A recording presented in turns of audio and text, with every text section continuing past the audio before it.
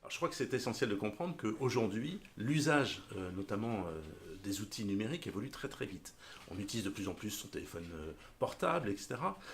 Et donc, il faut aller de plus en plus vers une information directe, simple, accessible, immédiate. Et donc, c'est la nécessité de refondre les sites Internet avec cet objectif-là.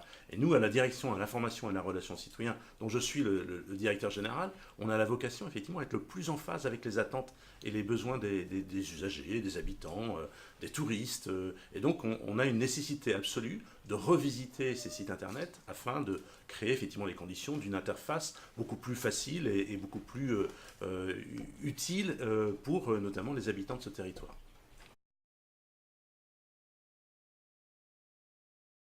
Alors l'ambition, elle est claire, elle est la simplification. On doit vraiment simplifier. On doit avoir une relation avec l'usager la plus claire, la plus efficace et la plus utile possible.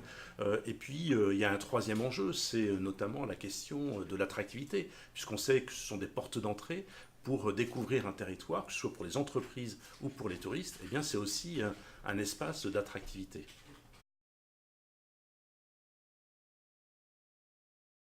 Ici à Nantes, la relation aux citoyens, elle est juste au cœur de toute la stratégie, j'allais dire politique au sens large du terme. Et bien là aussi, les sites internet font partie effectivement de cette logique de dialogue avec les habitants.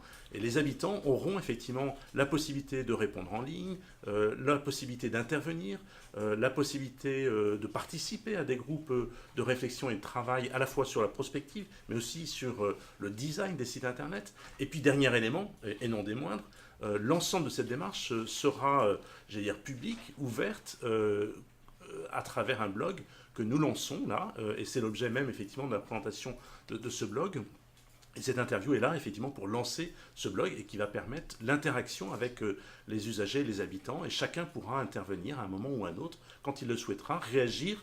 On postera l'ensemble des documents sur ce blog et donc on sera à livre ouvert, en transparence et en sincérité pour construire cette démarche de participation pour l'élaboration de ces nouveaux sites internet.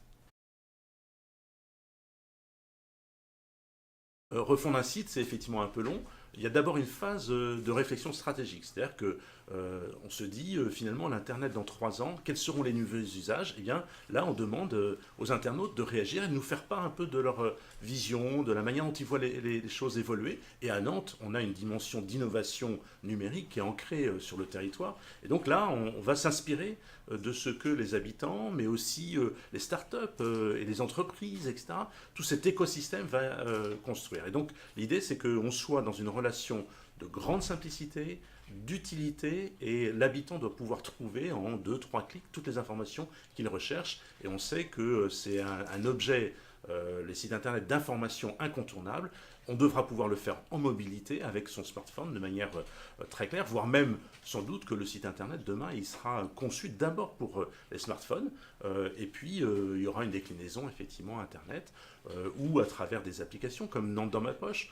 L'information effectivement que nous allons constituer, elle sera répartie aussi bien sur un site internet ou dans une application de Nantes dans ma poche. Donc on est en train de réfléchir à ce nouvel écosystème qui devra être sans doute l'un des systèmes d'information les plus innovants en France. C'est en tous les cas l'ambition qu'on se fixe.